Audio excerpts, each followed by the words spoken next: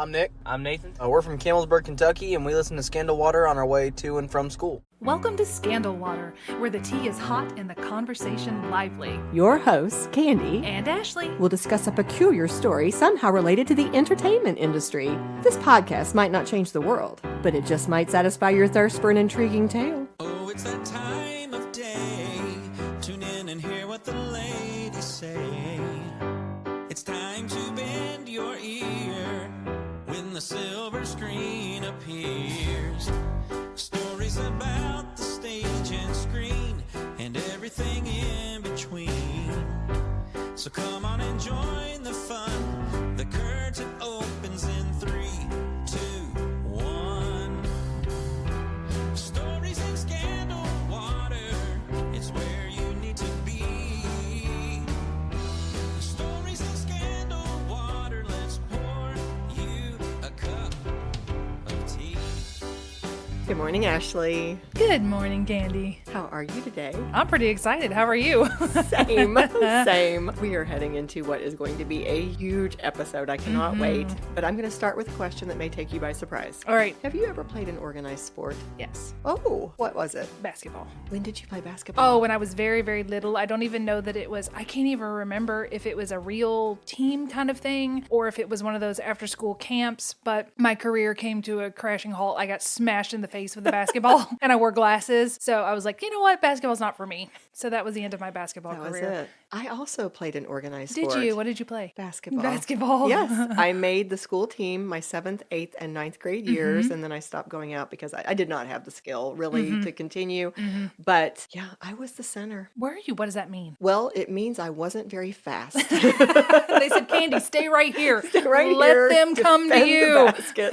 And it's basically, you don't do as much of the running. You don't have to be as quick. You defend a lot, and you kind of try You're to be the potatoes of the team. You're the meat and the potatoes of the team. The other people, they're the dessert. They're the sprinkles. It sounded a lot better when you explained that analogy because at first when you said you're the potatoes, I was like, oh, thanks. You're the solid stuff that That's the team right. is That's built of. Wasn't so great. I Okay. don't like, but regardless. Okay. Well, you didn't get, at least you didn't get smashed in the face with a basketball. Well, okay, true. That's so interesting. I had no idea that you'd played, but Obviously, it was a big part of my life. yeah, huge, right? But I'm going to tell you a little bit about basketball. All right. I want to see if you knew any of this. Did you know that according to the inventor of the game, in 1939, he said, this is James Naismith, basketball really had its origin in Indiana, which remains the center of the sport today. I did not know that. Yeah, this fella, James Naismith, actually created the game in Springfield, Massachusetts back in 1892 when he was a YMCA instructor who needed to come up with some way to keep the young men at the YMCA occupied during the winter months. He invented this game. He called it basketball because he used peach baskets for the goals, and it was a hit. I mean, everybody loved it when he was teaching it, and not even 2 years later, a man who had learned the game from James, this fellow's name was Nicholas McKay, he did a little traveling. He ended up in Indiana, and so he is the one who brought the game to Indiana when he taught basketball in the YMCA gym in Crawfordsville, Indiana, except instead of peach baskets, he had a local blacksmith make 2 metal rings that were nailed to the wall. Those served as rims, and he had burlap coffee sacks dangling beneath. At first, they were closed up, and then they figured out pretty quickly, You got to get them out yeah, there. it would be nice if you made a hole and the ball could go on through. But the first organized basketball game came a few months after that, and to this day, there is a historical marker entitled Cradle of Basketball that marks that site. Wow. Yes. So an article in the Indy Star is where I got a lot of this background information. And what they said was at this time, which again is the late 1800s, we have not yet turned the page into the 1900s. But they said that at this point, the game was perfect for Indiana because football was not a big thing at that time. I know it is now, but at that point it was not. The schools didn't have the resources. People were very rural, very spread out. Yeah. And during the winter months, it was difficult for anybody some of those games that were played outside just were not going to work. Right. So basketball filled the gap. One source noted, quote, the game became an epidemic because it was so easily accessible. All you needed was a ball. Yeah. So there's the backstory of why basketball was such a huge thing in Indiana. By the time Bobby Knight was head coach, of course, he did a lot to continue the excitement and the frenzy over basketball. He was actually quoted in 1984 as saying, "Basketball may have been invented in Massachusetts, but it was made for Indiana." That's the truth, man. Yeah, that really makes a lot of sense. Also, too bad that guy couldn't have copyrighted basketball. Think what his family could have you had imagine? in residuals now, royalties on the game. Oh, wow. Yeah. Well, why all this background on the sport of basketball? I'm sure you guys have obviously put it together that it's great timing because we are heading into March Madness, first of all. But it also gives you some really nice context for our topic, which is so big that it's actually going to be a two-parter. Oh, yes. This is part one. Yes. We have something very exciting planned for you for part two, which we will probably reveal later in the episode. But guys, the topic for these next two episodes is the beloved sports movie Hoosiers. Yeah. Oh my goodness. And this suggestion came to us from a listener by the name of Merle. I'm going to let you hear a word from him All right. right now. My name is Merle. I am from Lebanon, Indiana, and I suggested this topic because I had the great opportunity of being an extra in this movie, Hoosiers, a great classic sports movie. So that's why Merle suggested it. We're going to hear a lot more from him, though, as we go along. We'll hear some of his experiences and His insights. remembrances, Yes, yes. absolutely. But in case you've never seen it, the movie Hoosiers was released in 1986. It was rated PG. And here is a summary from an article in Esquire magazine. Hoosiers tells the story of a gruff and once disgraced middle-aged basketball coach named Norman Dale, who gets a second shot at hard court glory after accepting a job as the new high school basketball coach in Hickory, Indiana. The year is 1951, and Hickory is the sort of tiny hick farming town that has more cornfields than people. But what folks they do have there are all rabidly obsessed with basketball in the same way that the North Texas community of Dillon was about high school football in Friday Night Lights. Hickory is a claustrophobically tight-knit place. Everyone knows each other's business, and everyone has an opinion on whether the new coach should run a man-to-man or a zone defense. But whether Dale likes it or not, it might just be the only place left for him to find redemption. Oh, that's a good summary. I thought so too. It's really good. Claustrophobic is a good boy. They were in each other's business. They really were. And this movie is so big. There are many reasons to cover it, in addition to the great one that Merle's already given us. But this movie is still, to this day, being recognized as one of the top sports movies, if not the top sports movie of all time. Just to give you a few examples, I saw as I was researching, Ted Lasso is a more current sports show. Hoosiers apparently was referenced in that twice. Really? Yes. I looked it up. It said that at one point, one of their coaches, Roy Kent, is told by another coach he has to watch it. And he comes in talking about, well, I finally watched it, and gives a few comments about how great it was. And there's apparently a nod to that measuring strategy. Yes. Yes, they do that apparently also in Ted Lasso. Another reason why this is such a big movie, I think a lot of us, we've already done an episode on Rudy. We know how amazing that was. I think a lot of us are thinking, oh, Hoosiers is reminiscent of Rudy. No, Rudy. Hoosiers was first. Yeah, Yes. yeah, you told me that. I did not realize that. As I was watching it, there's a little tiny guy on the team, and I was like, this could be Rudy's grandpa, because he does something, and I remember when I was watching, I was like, oh, I hope he gets to make a basket, and he does something sweet, and I was like, oh, the tiny guy. Yes. It made me think of Rudy. Yes, so many elements made me think of it. And then for a third reason why this is such an important movie and why it's a great thing that we're having this opportunity to cover it, I thought I would let Dennis Hopper give us a bit of a teaser. He was, of course, one of the actors in Hoosiers. We're going to tell you more about him in a bit, but in an interview, he shared a few thoughts about the movie and why it's so significant. So I'm going to play this. It's less than 90 seconds, but this is Dennis Hopper himself. David Anspaugh, the director, and Angelo Pisa wrote the screenplay, and they both went to the University of Indiana.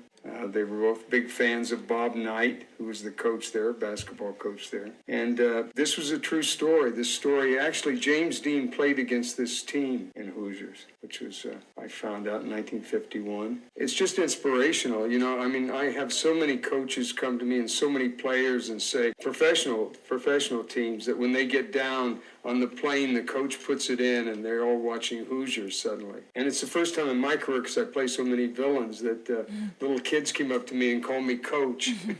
Gene Hackman is wonderful in that. And all the kids, none of the kids had ever acted before. So Gene spent an awful lot of time with them. And really worked hard with him. But we'd sit over on the side, and Gene would say to me, this movie, what are we doing in this movie? How crazy is this? No basketball movie has ever made any money. He said, not college, professional, nothing. And we're doing a high school basketball team? We should have our heads examined. And he said, why don't they shoot the money? Come over here and shoot the money. They're always shooting those kids playing basketball. But he was very funny. And then he'd go and just work his buns off helping them. So that was actually a little teaser because Yeah, Dennis hit upon several points about that movie that we're going to talk about as we move through this together. But before we do that, why don't we share just a few of our own impressions of the movie? Of course, we're going to talk about it all the way through. But just a couple of the things that struck us because, guys, you are not going to believe this. It was the first time for both of us to see this movie. I'm so sorry. Yes. It was the first time for me to watch it. It just is one of those films that I had missed. I love Rudy. I'm not against sports films. I love them. I love the energy of them, but I just had never had a chance to watch this. I really liked it. And what I liked is the overarching theme of team.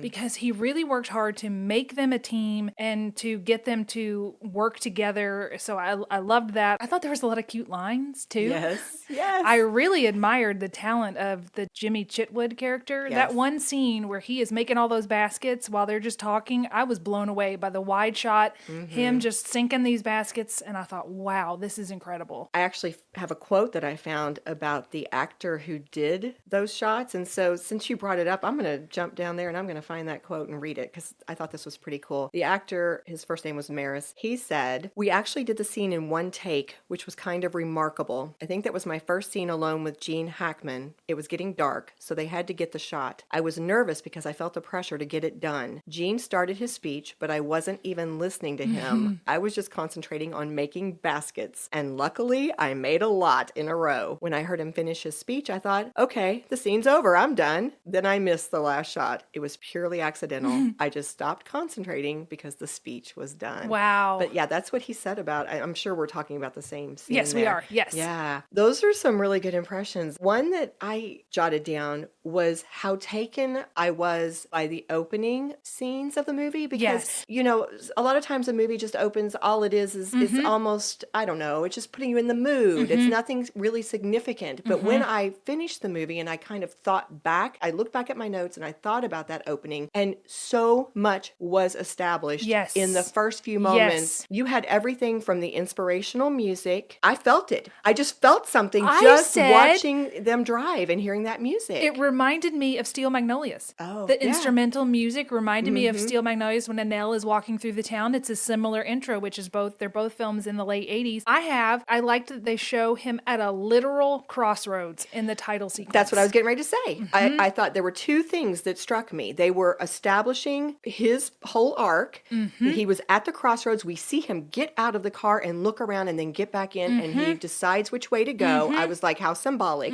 Secondly, constantly all along his path, he is passing boys shooting basketballs. You see them outside their homes. You see one boy in a Letterman jacket shooting. There are hoops everywhere. They were establishing the significance of this sport in this story. Town. And yes, the love of it, the absolute passion for basketball. This is what these children and young boys are choosing to do in their free time. Yeah, on my end, I said that they did a good job of laying out the rural nature of the town. It looks very familiar to my life. Yeah. So some of that stuff I wondered like, oh, was that shot? It wasn't, of course, but I thought that could have been shot here because that looks like where I've grown up. Yeah, it's same for me. I grew up in Indiana. I am a Hoosier. And the thing I also thought was cool is I think a lot of those places have not changed, that some of those places where they filmed are actually still similar in look, which I love. That is good. Yes. But another note I had, we've already touched on it, but I'll say it again. I definitely felt the Rudy vibes. I thought it was just so strong. There's just something, and I don't even know how to name it. I think two of the characteristics of what I would call the Rudy vibe would be the fact that they could touch your emotions and your mood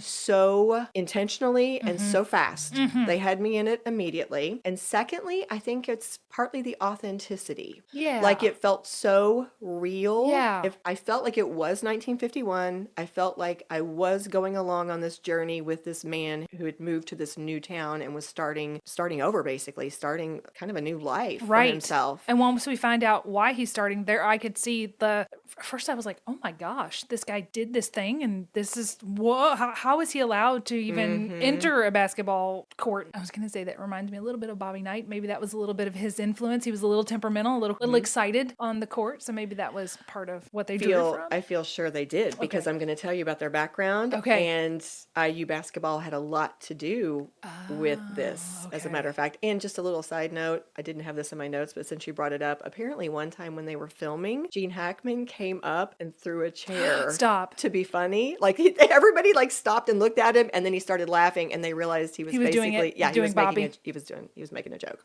Yeah, so Yes. if for people that don't know, do you want to give a little, like, Bobby Knight was really volatile. He was a very volatile Indiana basketball. He was very good. He was very good and beloved. Yes, but very volatile. Very volatile, yeah. Wore his emotions on his sleeve. Yes.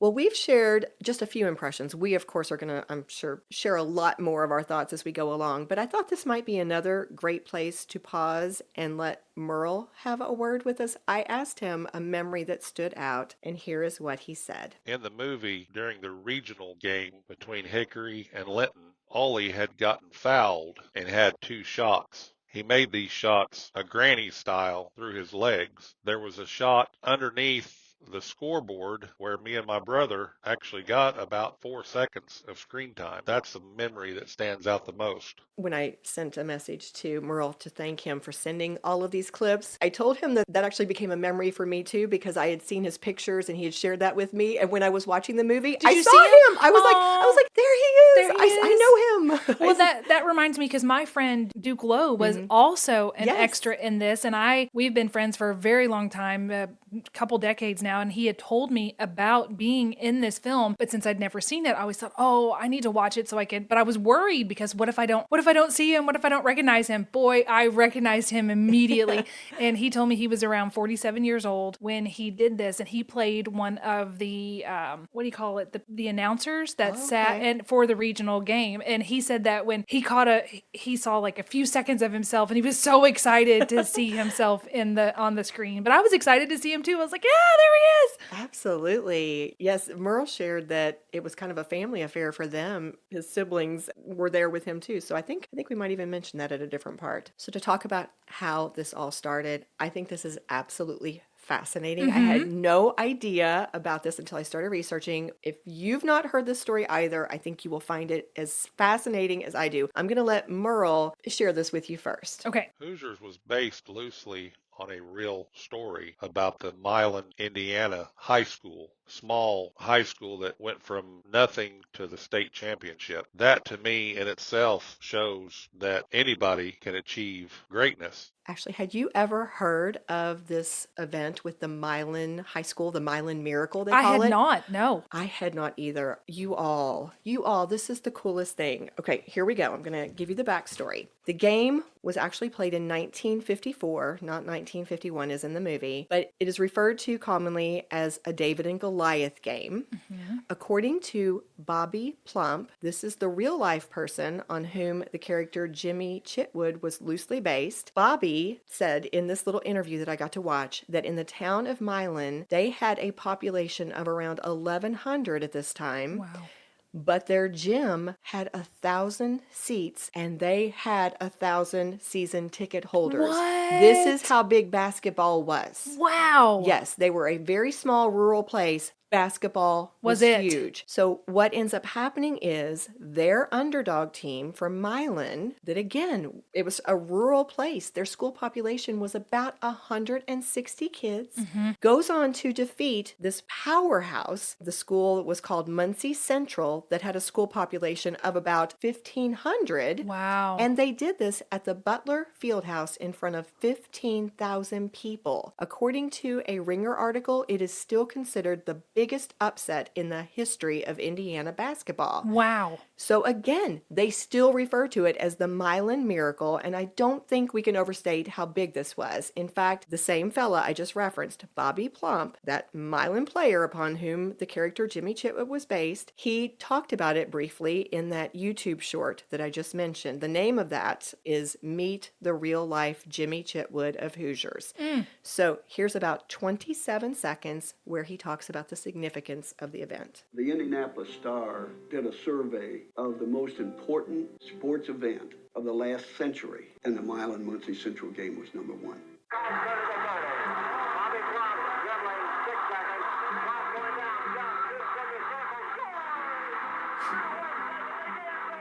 I'm Bobby Plump, and I'm the real live Jimmy Chitwood. Did you see him? He's adorable. He is. And oh, if you've not ever seen this little clip, go look it up. 4 minutes. They show some footage from the actual game, and you see him and I believe one other player from the original team. It was absolutely amazing. And as a side note, you guys, we found out that this coming weekend, March 23rd, they are actually celebrating the 70th anniversary of the Milan Miracle. An Indy Star article shared the following information, so I'm reading this straight from their source. The legendary 1954 Milan State Championship team will be honored with an anniversary celebration at the Milan High School Gymnasium. The event will begin at 11 a.m. and admission is free and open to the public. The celebration will include remarks from dignitaries and feature a panel discussion with the Milan players, which will be moderated by Greg Rakestraw of the ISC Sports Network. Following the formal ceremony, Milan players and actors from the movie Hoosiers will sign autographs.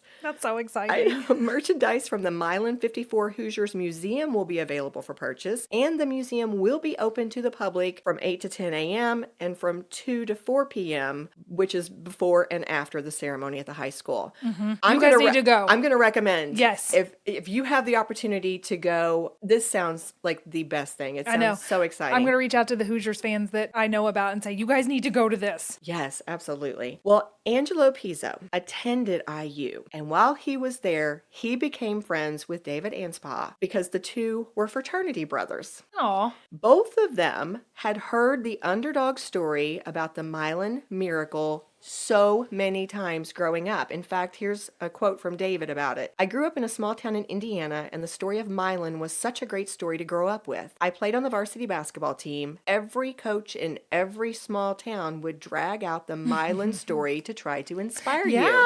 Absolutely you would. And then Angelo said, just as we predicted just a bit ago, he said that not only did they have this background with basketball themselves and this love of the Milan story, but especially it fueled the fire when they actually attended IU. So their love of IU basketball went through the roof. And they were very much caught up in Hoosier hysteria. So these two, while they were in college, started talking about the fact that they wanted to make a film together one day, and they wanted to make it based on the Milan Miracle. It took something like 15 or 16 years before it actually happened. So they had their own miracle. They did. They did. But this would end up being, Hoosiers would end up being the first feature-length film that Angelo Pizzo, had ever written, and the first feature film that Anspaugh had directed. Oh, wow. I know. Now, it was not... And to think, your first one out of the gate is Hoosiers, and it's the most beloved sports film of all time. Right, but they didn't know that. I know, as they were didn't working know through that, this. yeah. They had so many problems. In fact, I thought, especially since I know you and I are both interested in writing, I thought you would love to hear this little story. Angelo said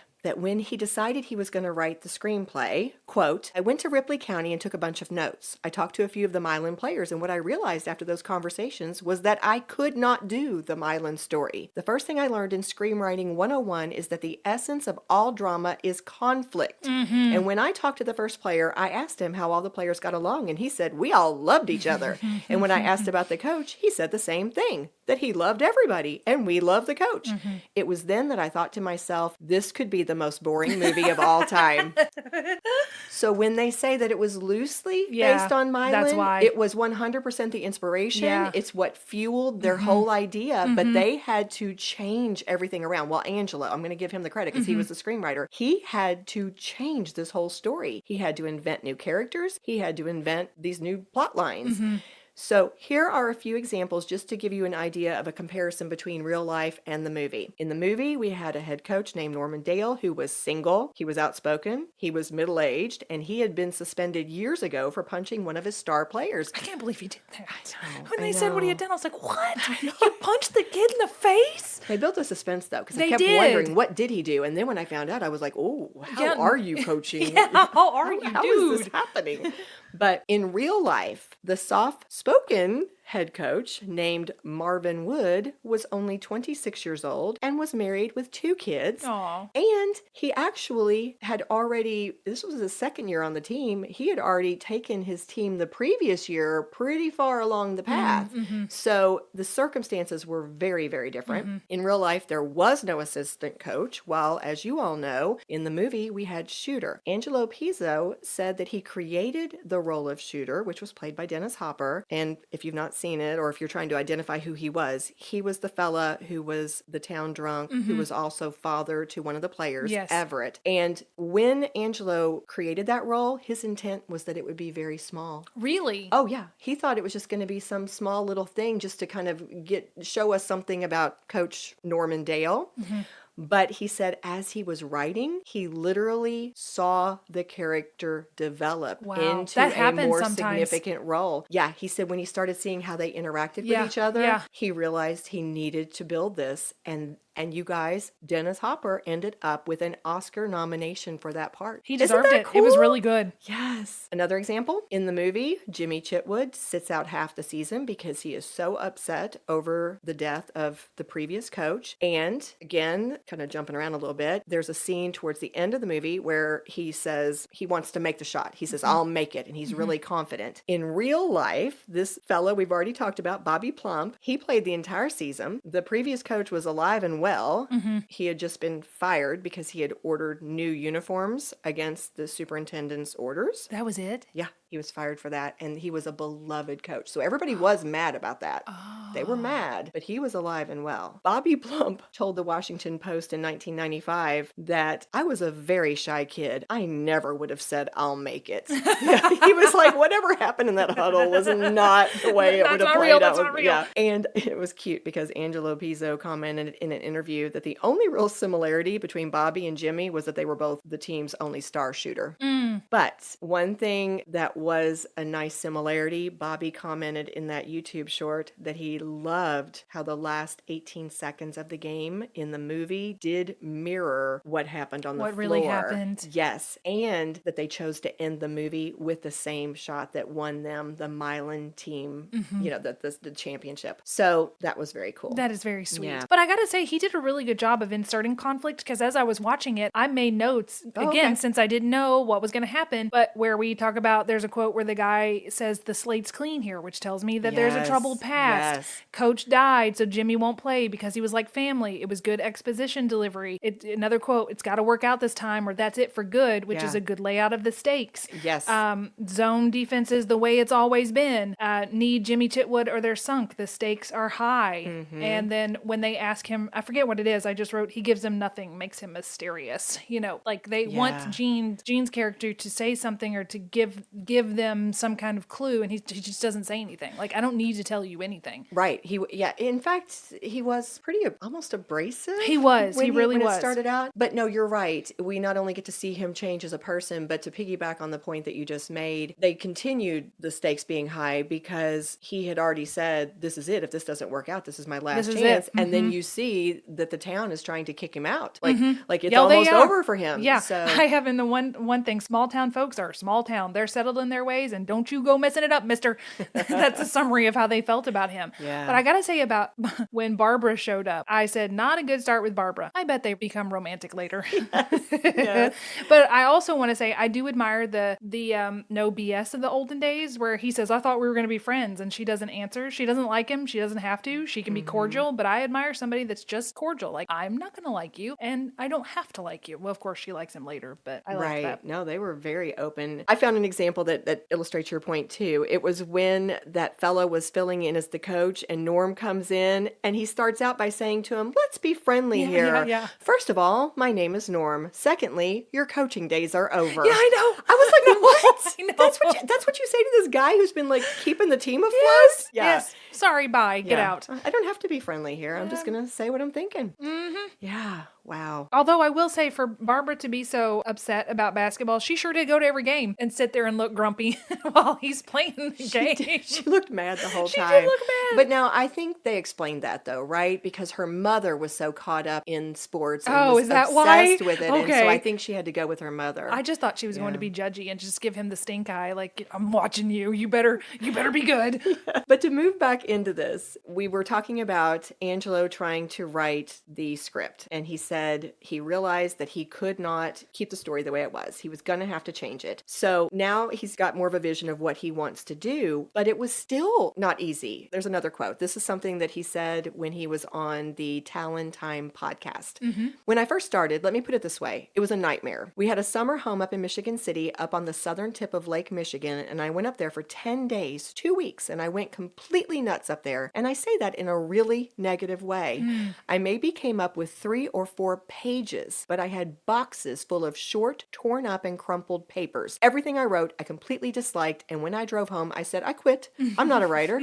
I went back to LA to get a job in development. And what happened was he talked to some fella in LA who gave him some really good advice. Basically, this person said, you're being too self-critical. You're questioning everything. You just write. Just write. Don't even read it till you're done. Just told him to vomit on words the on page. paper. Yep. And Angelo Pizzo, who has now written, I don't know how many screenplays, said to this day that's the strategy he uses. Even so, it took him 8 months or so to finish the screenplay for Wow. Hoosiers to his satisfaction. And then it took them 2 years of shopping their movie around to finally get enough funding. Well, that makes they sense could because make it. Gene Hackman said no basketball film has ever Right. worked or been successful. So yeah, somebody would really jump on it, but back then, no. Absolutely. You have to be And- the first sometime. And to take that further, if you were going to do something about basketball, college basketball Yeah. would have been bigger. High High school basketball, he had so many doubts. So many doubts. Little spoiler alert, he thought this might be a career killer for him. This was 2 fellas going out on a limb because they felt like there was a great story here to be told, and they had enough belief and enough heart that they went after it regardless. I really admire that. Well, this seems like a good place to take a break. Why don't we take a few minutes, and when we come back, we'll talk about the cast. Let's do it.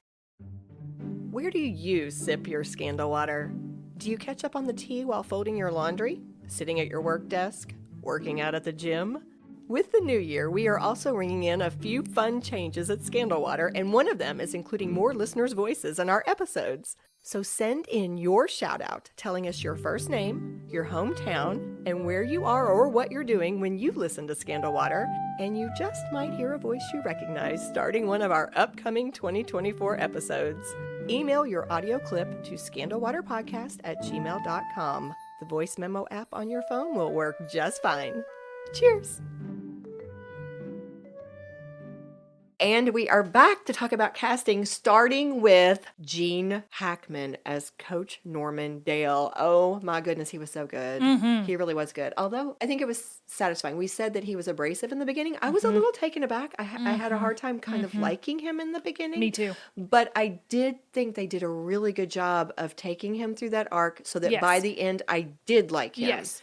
Yeah. One of the things I noticed is that in the beginning, he was my way or the highway, which I think he had to be because he was trying to form them into a team. But if a kid even made a suggestion, like there was one player that made a suggestion, he kicks him out of the game. Like, Right. you do not question me. Right. But by the end, the kids aren't the players. I shouldn't call them kids. The players made a suggestion because he made a call. Like, I want this to be the play. And they all just kind of look at him, but they don't talk back. They Right. wait until he asks. So they've established that relationship. And he's like, what? And they say, well, we would prefer to do this play. And he allows that. Yeah. So I think that showed real growth from both sides. Yeah, I noticed the exact same thing. For one of my examples that I came to was he talks in the beginning, he tried to establish that he'd already changed a little bit because he told Jimmy, I used to want to win at all costs. I'm not there anymore. And I gave him props for not trying to get Jimmy Chitwood on his team when I the did too. entire town was trying to push him to do that. I did too. He, even in the beginning, that was where I saw some noble qualities in him because he said, I'm not going to do that. I'm not about winning at all costs. But you could still see it throughout this this journey, that man was serious about his rules, his expectations, his protocols. But one of the most telling moments to me was, you and I off mic have talked about, you love this little joke. So I'm not going to ruin the little joke that's made that I know you love. But there's a moment when, I think it's where Ollie goes to shoot the free throws. And this is a deciding moment in this game. This is win or lose. Yeah. And this should have been a moment when he was at his most tense, standing, yelling, whatever, if he was going to be the same person he was at the start of this movie. And instead, he's sitting on that bench and he is able to turn to this other player and make this little joke. And I thought, you have changed. You have grown. Yeah. And then the simple, I mean, when he looks at his players and says, I love you during you that guys. pep talk. Oh, It was good. Yes. But let's go back to Gene Hackman himself as the actor. He was not originally going to play that role. Do you know who was in line to do it? I do not. Jack Nicholson. Oh, Yeah. that would have been an interesting take. Yeah, he wanted it. He did. Yes, he got to read it. He was going after it. I can't remember if it was because he was friendly with one of the fellas, David or Angelo, but somehow he got hold of that script first. He was all about it, and then he had to back out because he was in some kind of a lawsuit, I think, or the threat of a lawsuit with MGM, and he basically said, hey, I'm not allowed to do movies right now. So he had to let it go, but he wanted it. Big time. How do you think he would have done? I have a hard time picturing him. I have a hard time picturing him, yes. But it's because I'm so used to a certain type of character that he plays. I mean, obviously he's an actor. I'm sure he would have been fine. But I find it difficult to believe that he could have gotten to that heart, you know, that emotional. Because I see him, my main role I see him in is in A Few Good Men. You know, that's how I picture this rough, like, guy. So I don't know. Yeah. But again. It's interesting to think about. But of course, Gene Hackman has been highly praised for his portrayal of this man who's abrasive, but as we've said now several times, he's on this journey to try to redeem himself and to change. Some people actually at this time considered this to be a comeback role for him. Like, really? Yes, this led into some of his bigger films. So some people thought that this was kind of a big one for him. I mean, after it came out, not at the time he was filming it. But the thing that you guys may have heard was Probably have heard. There was, because we haven't seen this film and we'd heard this. That's true. There was a lot of talk about Gene's attitude or behavior while filming the movie. And in fact, this is not just hearsay. People directly involved with the movie themselves have made some comments. I'm going to let you hear from one of those people. This is David Anspaugh. He was, again, the director. And this was in an interview for a show called The Rich Eisen Show. And it's about 90 seconds long, the little clip that I'm going to play for you. Here's what he had to say. Oh, did you have to twist Hackman's arm to do this, or what, David? Oh boy, that's another show. Really? That was one of the most unpleasant experiences of my life, and I think Gene's performance was, I don't know, as close to perfection as one could get. I learned so much from him. That was my first feature film. I had done Hill Street and St. Elsewhere and Miami Vice and all, but that was my first feature. And to work with someone of that stature, not to mention Barbara and Dennis and all, but Gene was in almost every scene in the movie. And Gene was a bit, let's just say, mildly disagreeable. It was not fun for him. I think, I'll tell you, this is really great. There's a scene in the montage when Hickory starts winning. Yes. And there's a shot of Dennis Hopper, and the camera's across the floor, and it's shooting toward the Hickory bench. And you see, you got music going, and you see Hopper and Hackman sitting there, and you see Dennis kind of laugh and slap his leg. That was a reaction. And I didn't find this out until just a couple of years before Dennis passed. He finally told me. He said, "Don't you know what happened there?" Hackman said to me, "Dennis, I hope you've invested well, because we'll never work again after this film." He had no belief in that movie or me. Wow. Yeah. Yeah. Yeah. I actually saw a lot of quotes from David about this, to the point to where he even said at one point that he felt like Gene's agent was actively working to get him fired. What in the world would that have done? I don't know. I don't know. But he sounded like it was really, really I feel hard bad to for work him. with Gene. I know. On the flip side, there were other people who said that it was a different experience. Some of the fellas who played the basketball players commented that Gene would give them acting tips or feedback. So it sounds like he didn't have anything negative to the other actors. It just sounds to me as though he felt this first-time director didn't know what he was doing. Maybe, you think? He's not holding it against the kids, the players. He's just thinking this is not being put together correctly. Yeah, he sounded a little resentful about being in this situation, which makes me wonder, well, why did you sign up for it? Right. Merle actually had something to say about this as well. He was just talking about the experience of a fan or an extra and the observation of what they noticed about Gene. So I'll let you hear that. When they filmed in Lebanon, I didn't have an opportunity to meet Dennis Hopper. His character in that part of the movie had already been put in the hospital, so he wasn't on the court. My cousin actually had a chance to take pictures with Gene Hackman. Gene Hackman seemed like a really nice guy. He just seemed like he was really down to earth and didn't really feel like he was better than anybody else. Which is interesting, right? Yeah. I was actually, pleased to hear that he was pleasant with the fans.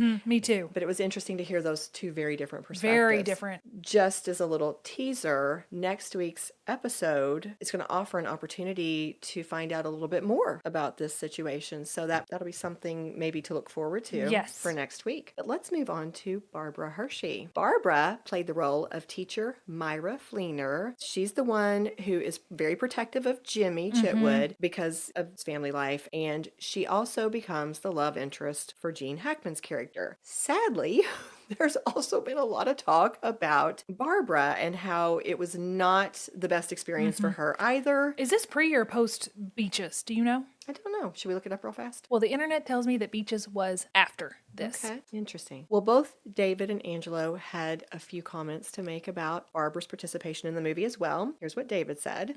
Barbara Hershey was miserable a lot of the time. I don't know whether it was Indiana or the weather. It was grim and depressing. And there were really no other women in the movie. She was kind of out there by herself. I think she thought the movie was about her and Gene and forgot about the other people. Angelo said, I don't believe Barbara had much respect for what we were doing, for us as filmmakers, for the script, for much of anything. She took the job to work with Gene Hackman. I'm sure she was disappointed that 3 of her scenes were cut from the movie. In fact, I know she was. She has refused to do publicity or make a single comment about the film ever since. Really? Boy. So that's the perspective of the director and the writer. Yeah. Again, this is, what do I know? But I'm just speculating. But it makes sense to me that what likely happened for her was she signed on thinking this was going to be a huge, maybe career maker for her. She probably thought, ooh, especially if it's pre-Beaches. Right. I'm working with Gene Hackman and I'm the love interest of Gene Hackman, who I know to be a star. I bet this is going to be a super prominent, important role. And to be fair, even if she read the script, she saw 3 more scenes than what ended up in the movie. So I bet she became resentful. Well, it served her character well, I guess, because her character ended up being kind of that way. Surly in that way. But it kind of reminds me of what we talked about in our February episodes where all the joy would come across.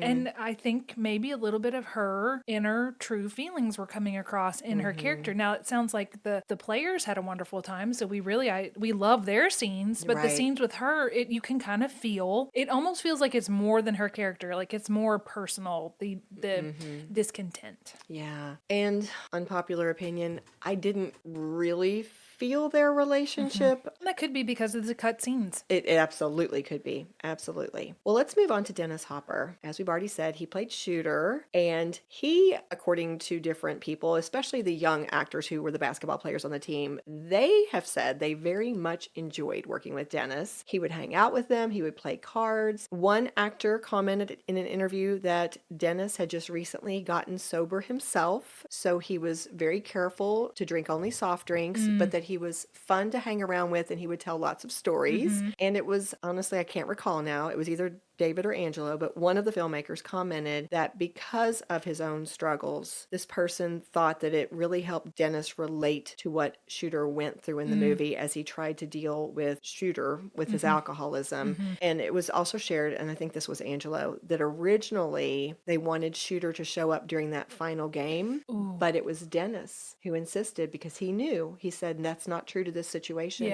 He said he would still be in the hospital. If he was taking his recovery seriously. Yes, he would be in the hospital, and they went with Dennis's perspective, That's good. and his insight. And then this person conceded, I think it was Angelo, that it was actually more impactful that way to have him listening and his excitement and to show him that he was really going to hold true to this determination. I liked when Gene Hackman's character got himself kicked out of the game on purpose. I did too. So that he could leave the team in Shooter's hands and let him have that redemption moment. I really liked that. Yeah, and that went a long way toward making me like the coach a lot more. Yeah, when he started putting himself out to help somebody else, I really loved that. Well, you're the one who brought my attention to Sheb Woolley's background. I know, this is so cool. Why don't you tell them? He played Cletus Summers, by the way. He's the principal of Hickory High School, who happens to be Norm's old friend and the one who decides to give Norm a chance. Yes, he was the singer-songwriter of the novelty song, The Purple People Eater. He also wrote the theme song to Hee Haw, and he was on Hee Haw a lot. But some a trivia that people may not realize is he is the originator of the Wilhelm scream, which you had not heard of when I told you this. I sent you. Did you watch that compilation? It's in Star Wars. Yeah, it's in a lot of these films that you've heard of. But Sheb Woolley is the one, and I found the YouTube clip where they have the director telling him, "Here's how I want you to scream," and it was for some random Western movie or something. But it was used. I think where it got the name Wilhelm is it was used in a Western, and the character's name was, I don't remember, like Captain Wilhelm or something. Someone can correct me, but he's the one that got injured, and they used the sound effect for him. But this is like one of the most famous sound effects in film history is the Wilhelm scream. Can't believe I never heard of it. It's fascinating. It like lit up my life. I was like, that's him. It's him. Wow. It's amazing. He was good as Cletus. It was a small role, but that man embodied the character he was portraying. He felt so real to me. I really liked him. Well, let's talk about basketball team. Let's do it. I loved this. According to an article in the Indianapolis Monthly, the filmmakers were absolutely determined that they were going to cast real basketball players because they wanted the game sequences to be very realistic. Some sources said they had hundreds of locals show up to audition. Other sources said thousands. Wow. I have heard more say thousands. California native David Niedorf was the only actor. He was the fellow who played Everett, the son of Dennis Hopper's character because Shooter. he had a little more lines, Yes, maybe. Yes, and they knew they wanted that relationship, the father-son relationship. He had passed up the role in Ferris Bueller's Day Off, which was filled by Charlie Sheen, in order to appear in Hoosiers. Oh, good. Yes. Good choice. So he was the only professional actor among all of the Hickory players. The rest were all guys from Indiana, and two of them, Wade Schenck, who played Ollie. I loved Ollie. Yes. And Kent Poole, who played Merle, were actually farm boys. Oh. They said that those were the two who were very, very similar to the characters that they portrayed. Yeah. So we've already mentioned those two. Here are the others. Brad Long played Buddy. Buddy is the one who quits the team at their first practice, and then you notice that he's back on the team later. A lot of sources referred to him as the team captain, although I'm going to be honest that I didn't pick up on that. I didn't either. Yeah. Brad Boyle played Whit Butcher. Steve Holler played Raid. He's the one who would kind of be argumentative with the coach. Oh, he's the one that wanted to do his own plays? Yes. Okay. Yes. Scott Summers played Strap I Pearl. love Strap. He was the preacher's son. I loved him. I loved the He made me interactions laugh. with them. I loved it where he says, "Make it a good one, Strap," where he's praying. Yes. It was so cute. And then Maris Valanis played Jimmy Chitwood. Again, he's the star player that everyone in town wants back on the team because, man, could that kid shoot. Sure, he sure could. So, a little more. Angelo said, I knew we were going to cast real basketball players and not actors in the roles of the team members. So I wrote parts that were not heavy lifting acting-wise for any of them, especially for Jimmy Chitwood. I wanted to make him all about behavior, all about action. I think he has 2 or 3 lines in the whole movie. It's 4. I looked it up on IMDb. He has 4, but I didn't even realize that he only had 4. 3 of them are in the town hall meeting where he says, I'm going to do it. And the only other one is, I can make the shot. That's it. He doesn't say anything. But he's such a presence. Right. I mean, yes, he's so significant to everything. But despite the fact that they had only a few lines and a lot of their time on screen was spent doing something these fellas were good at, because again, they cast them based on their athleticism and their ability to play basketball. The filmmakers still recognized that, think about this, they're asking this group of inexperienced actors to carry a huge film chunk of their movie. Which is probably why Gene Hackman's like, what are you doing? This is, you're putting this whole film on these inexperienced farm boys. Yeah. Yeah, But he may have had, he probably had some doubts. Well, and especially since they asked Gene to give the boys some acting tips. So it was openly acknowledged, these boys don't know how to act. Let's help them out. But some of the actors who played the teammates also said that on his own, Gene would give them feedback or would give them advice and acting tips to help them, which I liked hearing that. I did too. Yeah. Now, I thought this was fun too. Because they came in as skilled basketball players, in some cases, they had to adjust their technique to make it look more accurate to either their character's playing ability or to the style of play you would have seen in 1951. So, for example, Wade Shank, again, the fellow who played Ollie, he said that shooting those free throws underhanded was not in the script.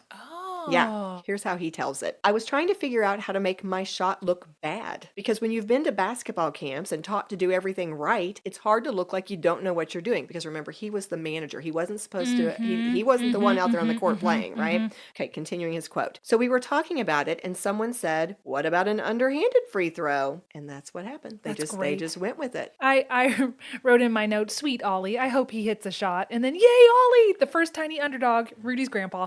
Like, he was the front. I don't know. I was just like, oh, tiny Rudy. Do it. You can do it. Well, one other last little note. I'm not going to play this for you, but I thought it was interesting. On the American Film Institute website, they had a brief interview with Daniel Stern, who has created different sports movies. He was not associated with Hoosiers, but he's created some other sports movies. And so he was talking about Hoosiers, and he made the comment that he thought, basically he was saying their decision to cast these boys and to make the basketball play so authentic and so real is part of what makes this movie work. He talked about how important it was. He specifically called out, I think it's the same scene you referenced earlier, where Jimmy's making shot after shot after shot. And he said, that makes it real. That when you're watching a sports movie and you are genuinely seeing authenticity and actual sports ability and sports talent, it just kind of takes it to the next level. And so I thought that was an insightful comment. I just wanted to kind of throw that in there too. And I'm going to say, I finally got to see Strangers on a Train. We talked about that in the January series. It's one of the ones I missed. It's on Tubi if anybody wants to see it. But my point is, the character, Farley Granger, plays a character who is a tennis player. And there's a match that's played at the climax of the film. And I remember looking at Brian and going, I wonder if Farley Granger really plays tennis. And then Brian said, no, because every time he makes a shot, it's a close-up of a racket or you see the back of him. You don't really see Farley Granger making and doing this. Now, he may be, and maybe that's the way they shot it. This is, I've not looked it up. This is just observation watching the film. Watching Hoosiers, when Jimmy Chitwood sets it up where he does this wide shot in those baskets, you know these guys are going to go for authenticity. And it really makes the whole film pop because this is really happening. Right. And it's really him shooting it. Yes, 100%. Well, they decided that they were going to obviously film this in Indiana and use different locations around that area as well. I'm not going to walk you through all of those, but I am going to mention 3 of them. I think this goes right back to the point we were just making. This is another reason why it felt so real and so authentic is because the locations they chose fed right into it. They looked period. They looked real. The setting was important. So one of the sites that I'll mention was the historic Knightstown Gym was what they used to represent the home gym of this fictional Hickory Huskers team. And here's the fun note that I really enjoyed. At one point later, they were going to demolish it. Oh, no. And the fact that it had been used in Hoosiers is a big, yes, that's a big factor in what saved it. They have since renamed it Hoosiers Gym. And it is a huge tourist attraction for movie lovers from across the country. It got its own miracle. Another place that they used Memory Hall in Lebanon, Indiana to represent the regional basketball game. And this is where Merle mentioned that his brother CJ happened to be an extra sitting behind Barbara Hershey. Oh, nice. But not realizing it was her? behind Barbara Hershey and that she was significant in this movie. And so he ends up being really surprised when he saw that he was in the shot. Yeah, he saw himself several times when the movie came out. Yeah. Now, what most people do remember is that they filmed the final game in Hinkle Fieldhouse, which was originally called Butler Fieldhouse. And that was the same location where the famous Milan game was actually played.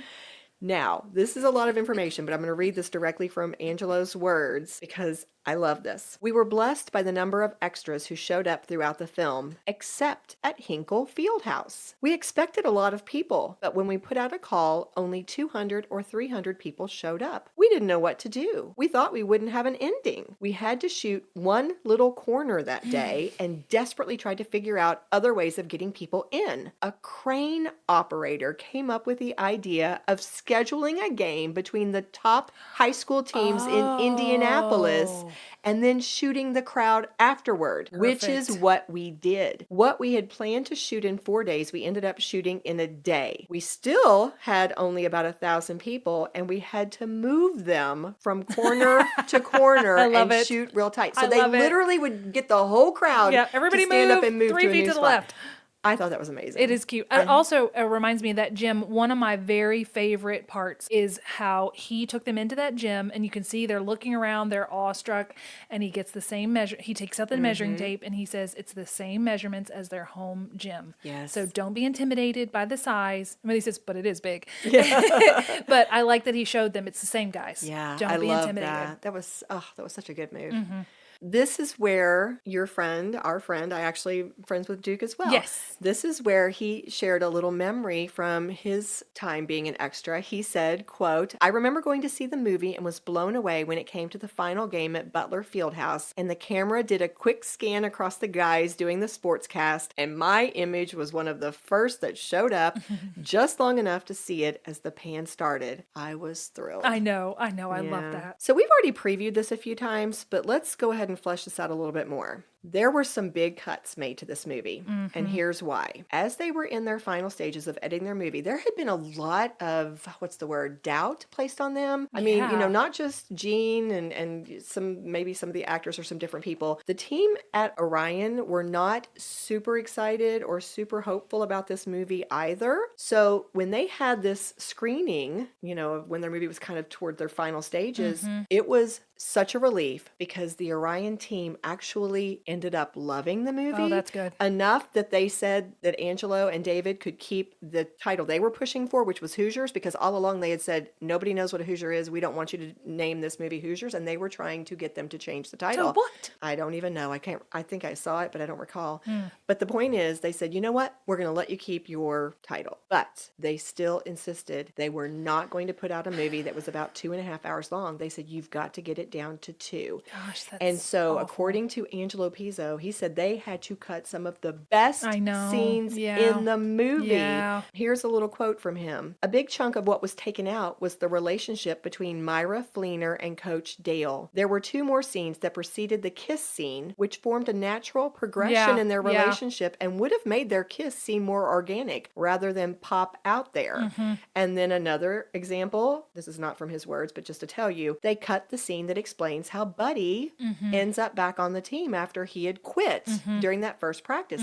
So there were some gaps. Those are some things that people have commented on. And I hate that for them because it was their creative vision. They worked so hard to get the full thing put out there and then to be forced at the last minute. They filmed it all. It's all ready. And then you have to cut it. Yeah. That's awful. Yeah. And they said, one of them, I can't recall if it was David or Angelo, but one of them commented that when the movie came out, they had concerns. How is this going to hang together? And they ended up being pleased that it seemed to flow better than they thought it would because of all those cuts. But still, they did not like it. You could see there are gaps here.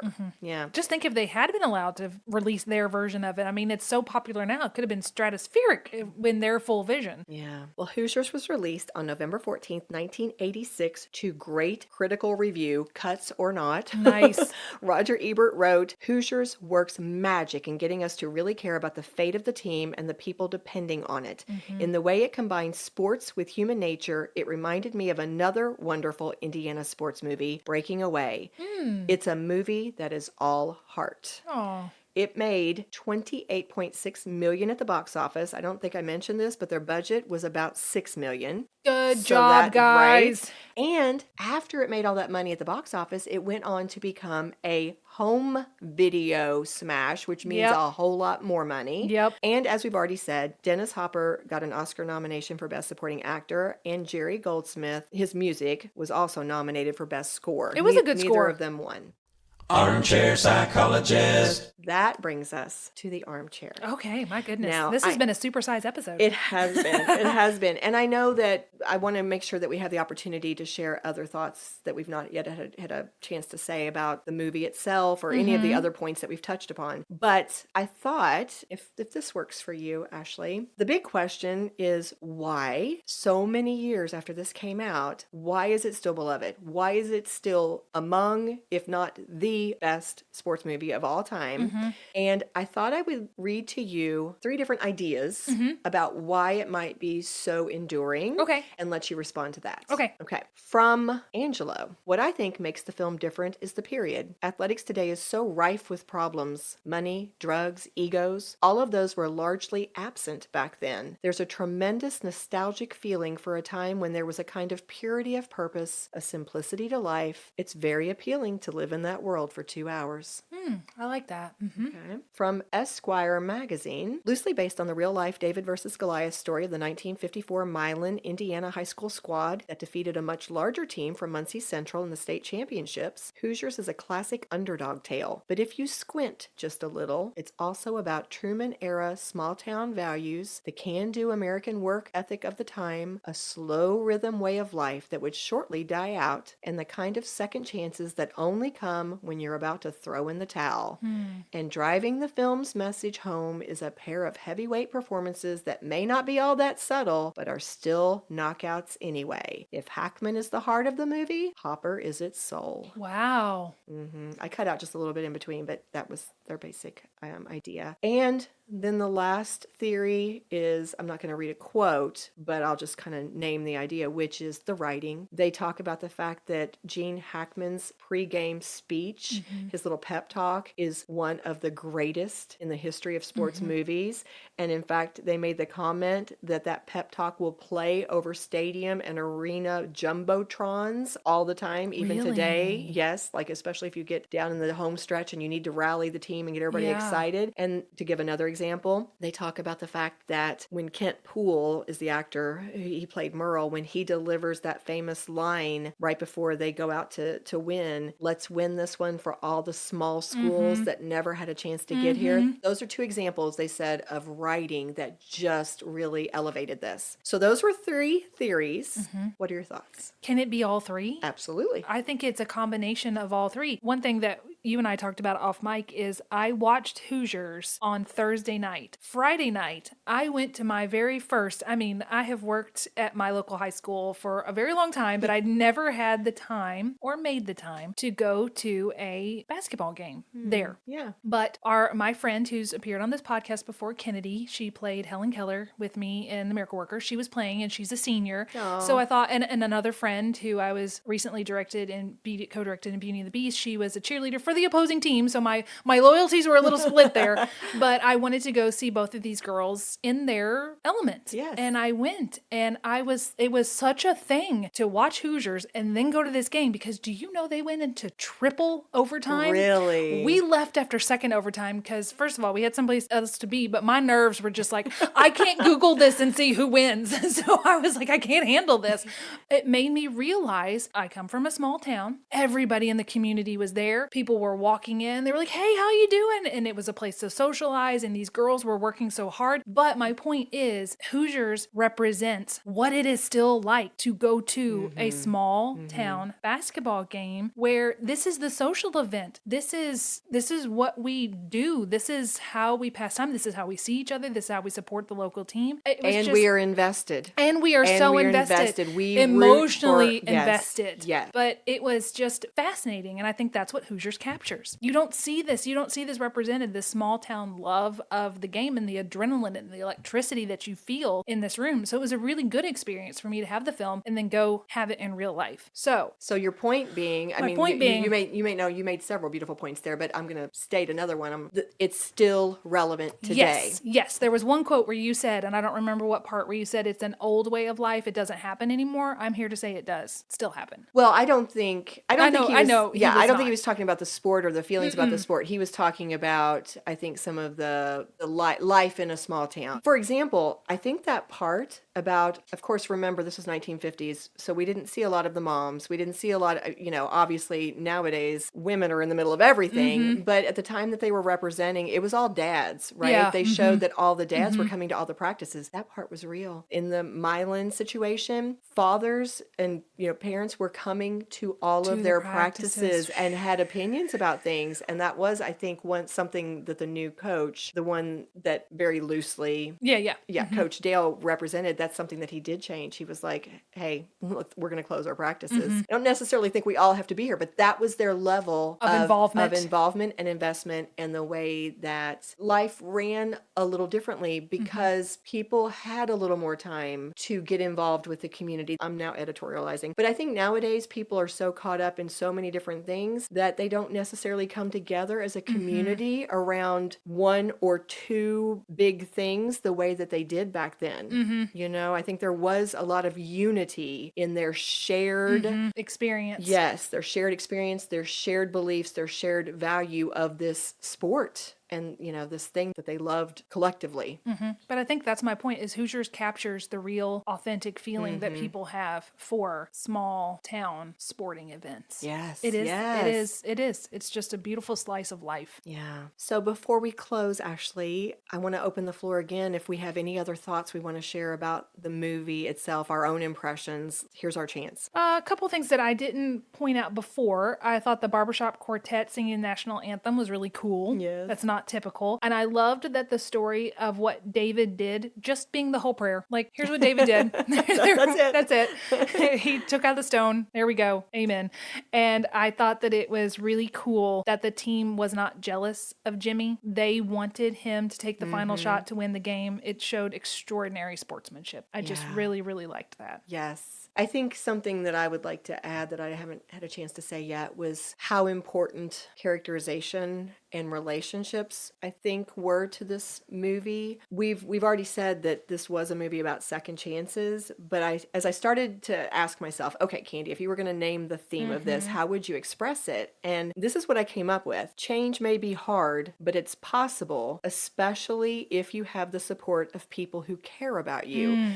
Because had Cletus not given Norm a second chance, he would not have he couldn't have had his redemption. Right. Cletus put his neck on the line. Yes, he did. For his friend. Yes, he did. And believed in him. And had Norm not put his neck out for Shooter, Shooter would not have ended up with that relationship with his son. And it also took Everett being willing to forgive his father and it was give a ripple him a effect. second chance. So so many times it was like, I felt like it was saying things may not be the way you want them to be, or you may have made mistakes, but with love and support and your own determination, you can do it. Yeah. I like that. Well, I think that brings us to the end of this episode, but this is where we're going to tell you about next week's episode. We could not be any more excited. We have to give credit again to our friend and listener, Merle, who's the one who actually took us down this path. I'm going to let you hear from him, and then we're going to explain what you can expect next Tuesday. On November 4th of last year, they actually played the movie inside the gymnasium in Knightstown, the Hoosier gym. Brad Long, that played Buddy in the movie, was actually there and took a Q&A. So Merle sent us that clip, but in an email, he suggested that we might want to reach out to Brad because he talks a lot about Hoosiers. In fact, he's a motivational speaker who has for quite some time been a very successful and very in-demand speaker at a lot of different venues and speaking to a lot of different groups. The point is, is, he suggested we reach out to Brad. We did. And he so graciously, so kindly agreed to conduct a Zoom interview with us, which just happened for us yesterday. It was delightful. It was delightful. And there were some things that we purposely did not talk about today because we knew that we are going to cover it with Brad. For you all, it'll be next week, but for us, it was yesterday. So there is even more stuff we didn't talk about. So many good stories. It's really, really good. So many good things. He's, as you would predict, he's so articulate and such a nice man. And you are going to hear all of his inside stories, all of his insights next Tuesday. We cannot wait for you to hear it. It's wonderful. But we also want to give you a quick reminder. The 70th anniversary celebration of the Milan Miracle is this coming Saturday in the Milan High School gym. So just another quick little plug for that. And I think we're at our cheers. I think we are. I think it's obvious. We have so many people that we could shout out here, but I think we've got to cheers David and Angelo because these are two men who had a dream. They had a dream. They were inspired, and it took how much work, how many years to make this happen, and they came out with, despite all the obstacles, one of the greatest sports movies of all time to this day still. That's incredible. Yes. Cheers to you, David and Angelo. Cheers. If you love what we do, please rate and review our show. Or you can become a supporter by making a donation through buymeacoffee.com/scandalwaterpod. Whether a single gift or a recurring monthly donation, it would go a long way towards supporting our work and allowing us to keep the tea brewing. At our website, www.scandalwaterpodcast.com, you can submit questions or your own story ideas, access our sources and show notes, see the merch we offer for sale, and more. You can join the Scandal Water community through our Scandal Water Podcast Facebook page or follow us on Instagram or TikTok at Scandal Water Podcast. This episode was executive produced by Candy Thomas, that's me, and Ashley Raymer Brown, that's me. It was researched and written by Candy Thomas and edited by Ashley Raymer Brown. A special thank you to Josh Martin, who wrote, composed, and performed the Scandal Water theme and other music. Matt C. Adams, who created the artwork, and Joshua Reith, who designed our website and provides ongoing technical support. As a reminder, this podcast is purely for entertainment purposes. The thoughts and opinions of the host during each episode of Scandal Water are their own and do not reflect the opinions of any future guests, advertisers, or clearly professional psychologists. Thanks for listening.